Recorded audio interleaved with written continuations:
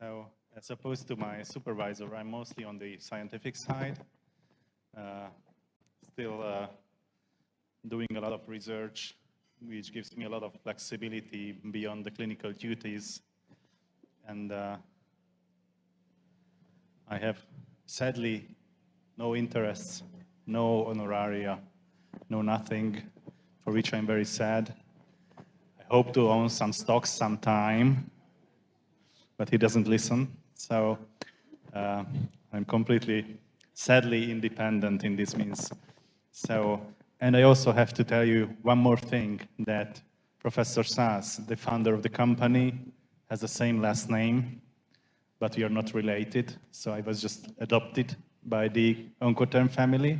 So I'm not even his son or grandson, sadly. Anyway, I enjoy it very much to work with them, and I enjoy it very much to place it into the scientific lab approaches that we foster. So I was going to give the second talk, but I thought Professor Dunk would fit from the wider approach, starting from epidemiology, because I will straight up go to pancreatic cancer. So as mentioned, we don't have CNS tumors and hemato and thoracic tumors in our department, but we are general medical oncology. So our approach was, what is the biggest challenge? Which are those patients in the palliative setting that need the most help? And this was obviously the hepatopancreatobiliary system and those tumors. So here again, we did a systematic analysis of the available data, and we have seen that all these studies we have found in pancreatic, hepatocellular, or cholangiocellular carcinomas, they all favor hyperthermia, despite the low numbers of patients treated or limited number of studies, but it's so evident that they improve the overall survival big time. And this is also valid for the disease control rate, so the local response, that they mostly favor, or they all favor hyperthermia with good results. As you know, pancreatic cancer is rather infrequent, but very aggressive. And at least in Hungary, we have those patients here which are, majority of them cannot be resected anymore, and they don't really respond to our chemotherapy either. So they are advanced stage, either metastatic or inoperable cancer patients.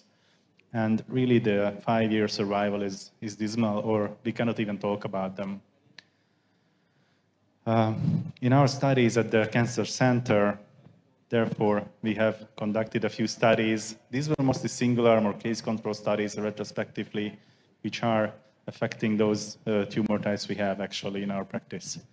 But we wanted to see how the pancreatic cancer patients actually perform if we add hyperthermia to the systemic treatment we have. So initially, these were our 25 first patients. And we have seen, you see, extreme, these are weeks, all these dots, these small dots are 1 week, they mean a week. So we have already seen like 60-week survivals. And even though the light gray boxes are like drug holidays, hyperthermia holidays, there were some patients who got into the long run. So we went into analyzing what's going on there and what kind of treatment they receive. And we didn't really figure how they worked, but most of them had breaks in the treatment. So they had used to the hyperthermia, and then we had treated them on and off, and that was some fashion we have seen, but we have yet to explore it further. So with our studies, we have seen a benefit for these patients.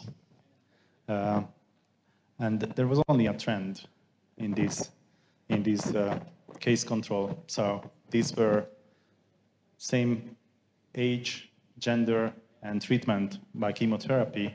And although there was a trend, we didn't see a significance in them in the early days. So we wanted to see what is there, where we see the most benefit. And as Carrie pointed out, the more the tumor tissue, the better the effect. So if we had a metastatic patient with much more tumor, we had a much more dramatic response from these patients. So this was the first interesting phenomenon we have seen, that the more tumor, the merrier. It sounds really weird, but the most benefit goes for the patients. And especially because these patients are not in a good condition physically anymore. And the other thing was that ascites formation. So if there is a fluid in the abdomen, this heat and the conductivity probably bypasses the tumor itself. So if there is an ascites formation, that could lead to a dismal effect of hyperthermia if they can just go around the tumor. And also, we can actually theoretically burn the patient, although it never occurred. We are very afraid of treating patients with a lot of ascites. If we have a medium-low level of ascites, we try to get rid of them medically, and we still treat them. So we give them drugs to get rid of the ascites if you can. And sorry for this. This is in Hungarian. This was our ending paper of the studies and experience. We had almost 100 patients with pancreatic cancer. And we wanted to publish this in Hungarian because it's really hard to convince colleagues everywhere, especially in our field, as you know. And I just translated to the left side that this was our landmark paper, which came out last year. So sorry for the Hungarian graphs. I will go for the next slide, which is completely there. So what we have seen, the more treatment we give, the better the survival of these patients. So now we think that we have to treat these patients at least 2 months, 3 times a week for 2 months. And that is really kind of the milestone of treatment. If the patient doesn't have that kind of a prognosis, we still treat them because there is an evident benefit, relieving pain, improving quality of life, and there can be also better chances. But we know now that we have to treat pancreatic cancer patients upfront as fast as we can after the diagnosis, even if it's progressive or advanced age. The earlier we introduce hyperthermia, the better the results. And also, the longer we treat, the better the results, of course. So that is what we have seen at the SZÁSZ Center. And this is really confirmatory. There is an Italian study for the same inoperable stage 3 and 4 pancreatic cancer patients. And there is indeed an evident benefit of patients for the treatment of modulated electro-hyperthermia. And these are the graphs, and the one on the right or on the top is evidently the MEHT combined with chemo. And these are just graphs which show several hospitals which were treated with modulated electro-hyperthermia in the metastatic setting. And the ratio of 1-year survival is shown here. This is on the left, the European and American database of the average survival. And this is really a 3 times enhancement of survival in these patients with the addition of modulated electro-hyperthermia. These are smaller community or memorial hospitals in Hungary and clinics in Germany that provided these data. So I've been a pathologist and scientist in Lund for 5 years, and there is a proteomic center. So they sequence the whole proteome of patients we have. So from our cohort study, we could analyze the data of the serum samples of pancreatic cancer patients. And this is though unpublished, but I was going to show you what we have seen there. And the interesting thing that I was evil enough not to provide any clinical information to the bioinformatics guys. So we designed it, and we had 3 cohorts actually. The one was from healthy individuals. And then we had pancreatic cancer patients without hyperthermia and with hyperthermia treated. Okay, this just shows the distribution of age and so forth, but this was evidently not a big study, and we analyzed all the samples we had, and we also could analyze samples from the hyperthermia patients in a consecutive way because we had 3 serum harvesting from them. So these are the words of the bioinformatics fellows there, and then that's how they said that hyperthermia seems to restore actually the dysregulated pathways to the healthy control levels in pancreatic cancer patients. So they have seen that there were at least 18 proteomic signatures that were changed and affected by the hyperthermia treatment, and all moved them towards the individuals with the healthy or the equilibrium, as András would say. So there were the inflammatory processes downregulated, while the immune system and lipoprotein metabolic processes were upregulated. You know, this is really like the pancreatic cancer biology coming alive, and I was really shocked by them without giving them any information and any hint on biology of pancreatic cancer, that they really have seen this in the hyperthermia cohort, just blinded. And of course, these were according to the treatment response. There were also a few pathways. So in the cohort where there was the hyperthermia patients, there were better responders and worse responders as well. So we have seen that there is exocytosis, cell adhesion, response to stress, complement activation, response to wounding, and acute inflammatory responses that were changed actually for better. So this is really an exciting one. We don't have though too much data, but we look forward to somehow publish that in the near future. So, as mentioned many times, quality of life, and it's really interesting if you treat these patients, how they come back and you see the improvement really. It's a subjective way, but there were some data and analysis in multiple trials and experience.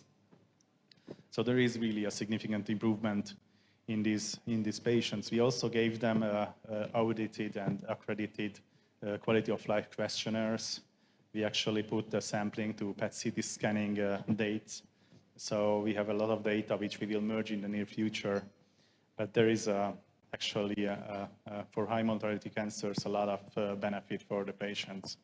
And this is true for lung cancer as well, improving fatigue, nausea, and physical status already after 4 weeks. And there is a lot of gain for these patients and a lot of symptom reliefs.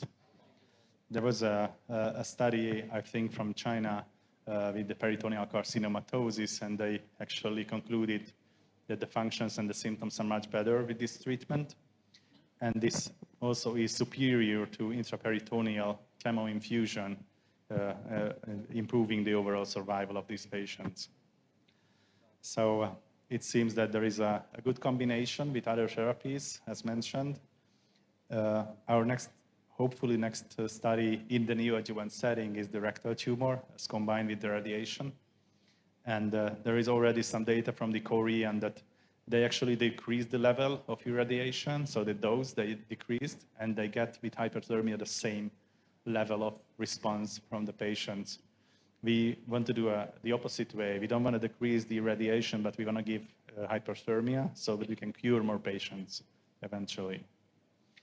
So I don't want to talk too much about this study. It's a cervical cancer. You will hear more about this from Dr. Minar.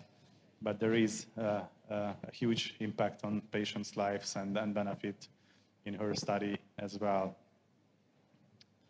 So a few years ago, we put together this guideline for local hyperthermia treatment in an international collaboration with many countries and many specialists and oncologists. So what we see actually, and this is really humbly our experience, straight in a few words, that it's cheap. We don't charge our patients, actually. We don't get funding for it. So we put more energy in it, but we treat them. Excellent safety, excellent combination with any kind of therapy in medical oncology. So we are brave to do it with bevacizumab, pembro, whatever we have. and give the therapies. And it does increase local response, extend overall survival, and of course improves quality of life. So these are a few people, not only from Hungary, but globally, who had pancreatic cancer. And yeah, we were also treating one of them. So thank you so much. I look forward to any questions you may have, and also discussions if you need. Thank you.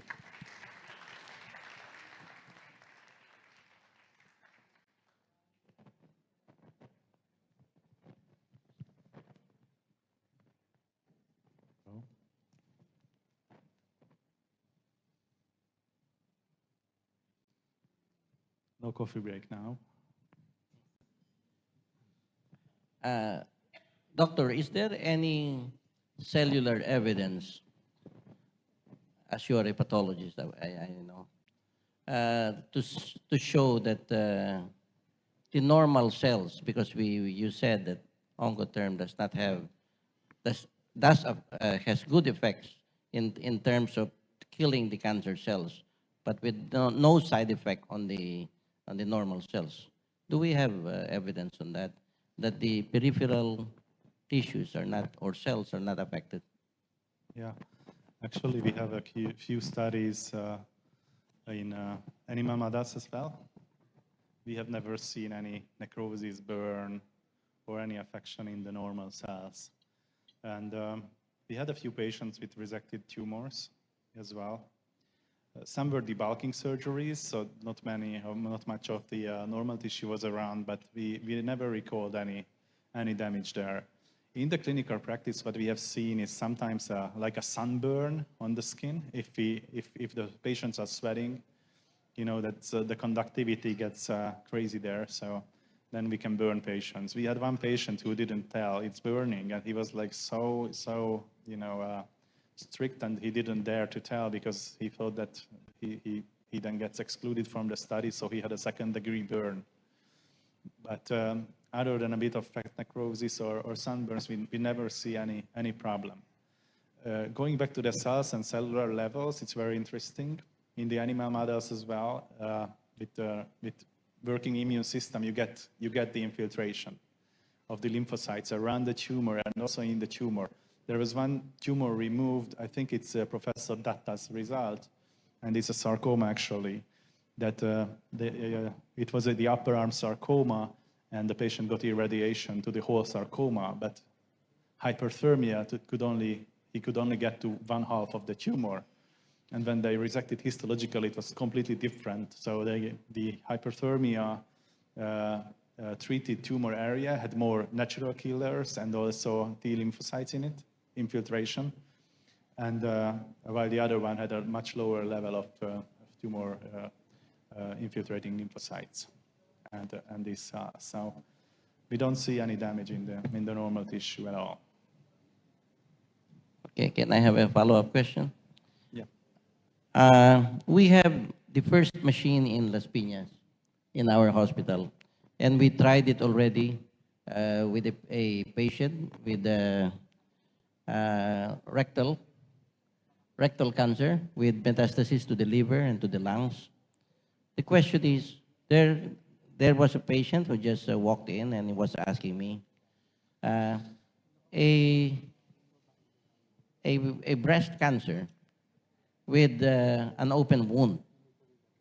Okay, the technician who introduced and who gave me the technical description on how to use the machine told me that the machine should be so many principles, but one of it is the surface should be dry.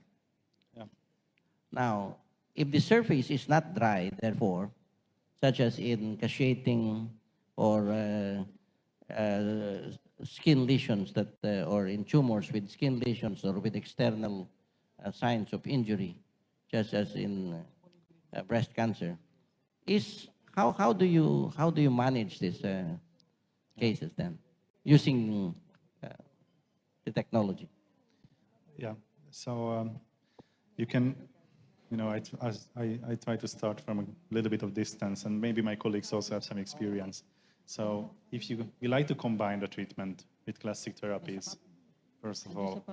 So if you can give radiation, you can decrease this fluid excretion, and also with the chemo to some degree. But if you don't have that ability, you just dry it with paper towels, and we give 1 hour treatment, but you can stop. There is no problem if you stop every 10 minutes for 2 minutes just to dry it and give the therapy as according. You watch the patient, and if they don't complain, they don't have burn, they don't have pain, then it's just working fine. So it doesn't have to be all the way dry. It works.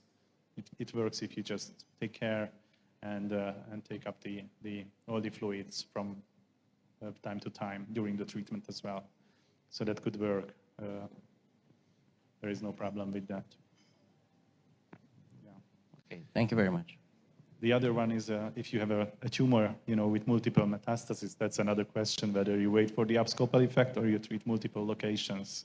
It's also, we like to treat multiple locations in our clinic. Mostly to the primary, 2/3 to the primary, 1/3 to the metastasis. Yeah. And one last question. Each area has a certain sensitivity to heat. When we apply the machine, we tried it, the patient will say, I usually ask the patient, do you feel anything? The patient will say, no, no, no, no, until he comes to a point that he will say, yes, it's a little warm.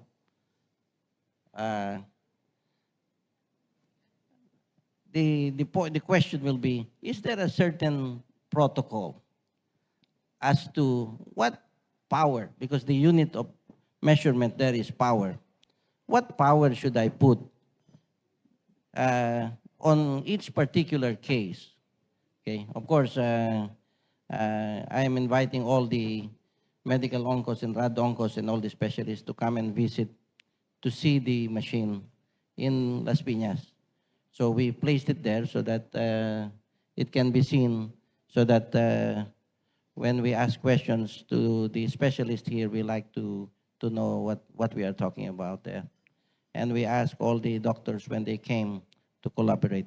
But in essence, is there a particular protocol that we should follow? Say for prostate cancer, is there a particular protocol for what power should we use? If the patient is, say, 100 kilos, 150 kilos, or 75 kilos, is there any difference in the amount of heat that we should apply? So maybe the other specialists would know more about that. It seems now a lot of questions, like a bandage, but I try to touch upon some points, okay? We don't have developed protocols for this, but it's more like a rule of thumb approach. So I would distinguish between the two situations, whether a patient has a temporary sensitivity during a treatment, so she can or he can go on with the treatments on a regular basis, but this treatment has to have either a break or we can just end it. After we treat most of our patients to 1 hour and go up to 120, 140 watts. So when we start to treat the patients, we have a training phase that goes from 50 or 60 watts to 100. And then we develop, further, take it step by step. That's one of the key issues. You can overcome this heat sensitivity. The second is if, for instance, this patient's been there for 3-4 weeks and feels like this is burning now, we normally stop the machine, have a few minutes break, we dry, all the surfaces, because it's most of the time just sweating. So we want to get rid of any fluids on the surface as much as we can. And we also have seen that we need a climatized room for the therapy, because if we have air condition, they tolerate much better. If they are sitting in this room or laying in this room which has air condition, it's not always available in Hungary. In those rooms we had hyperthermia, so this came like an observation as well. And the other scenario, when a patient develops heat sensitivity, then we have a drug holiday or a treatment holiday, for 3 weeks normally. So this can range from 2 to 4 weeks as well, but we start with 3 weeks, 1 week, and then we add 2 more weeks, but that's how we approach it, and then we try to continue. Most of the time this works. 90% of the patients would fall into this, either local sensitivity and just a few minutes break, or a few weeks even. So that's our experience. I wonder what you have there as to add. Yeah, hold on.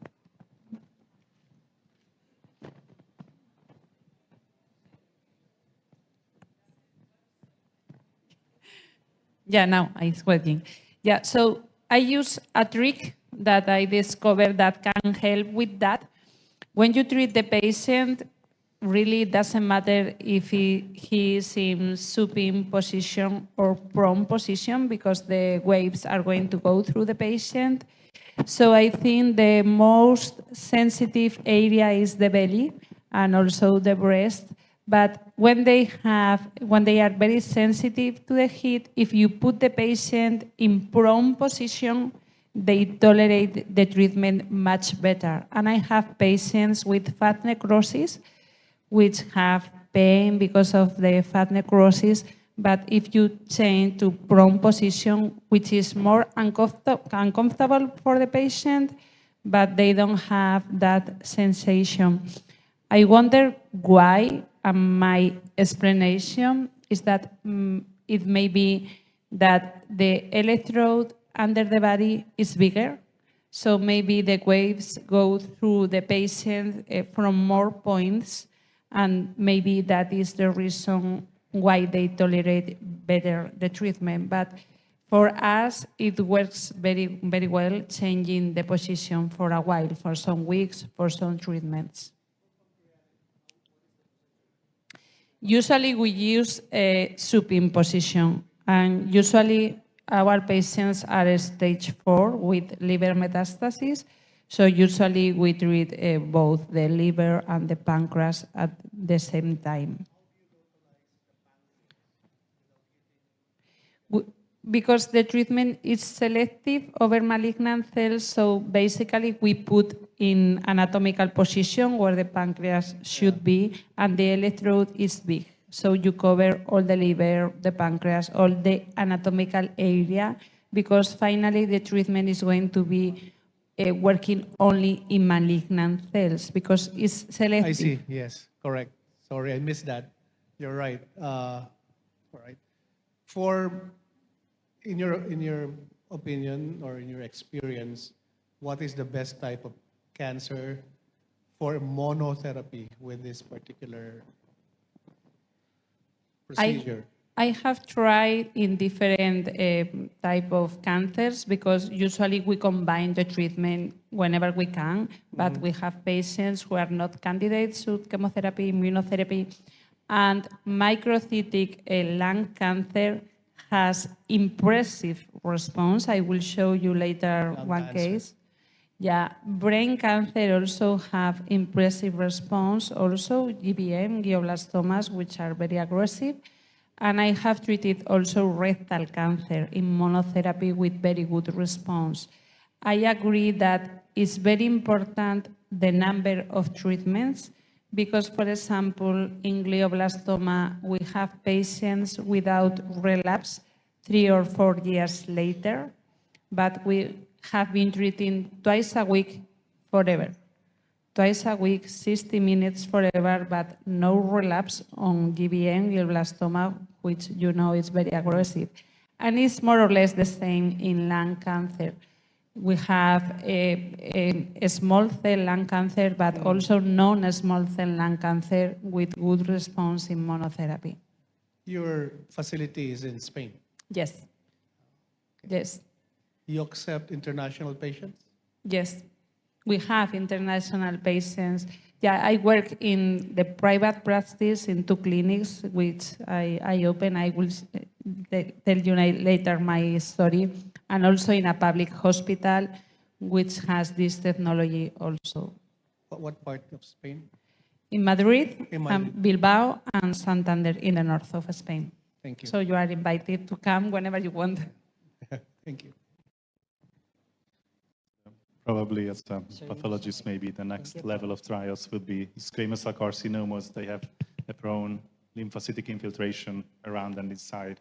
So that would make sense to exploit the immuno effects, or small round blue cell tumors, for instance, as we have seen this. But that's just my idea. Foster later, maybe.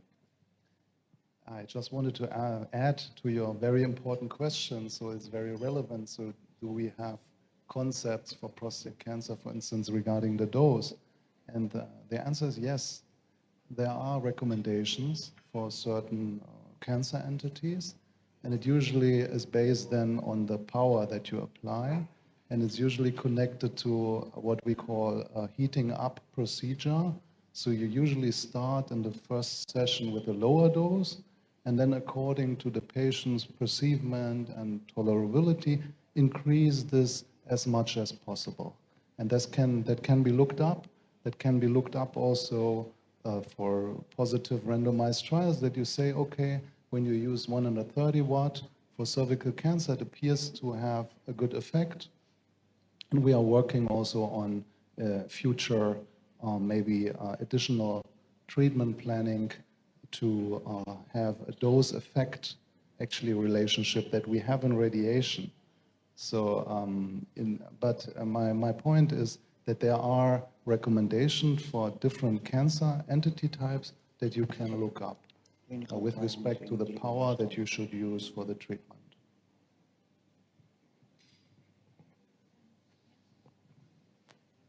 One more.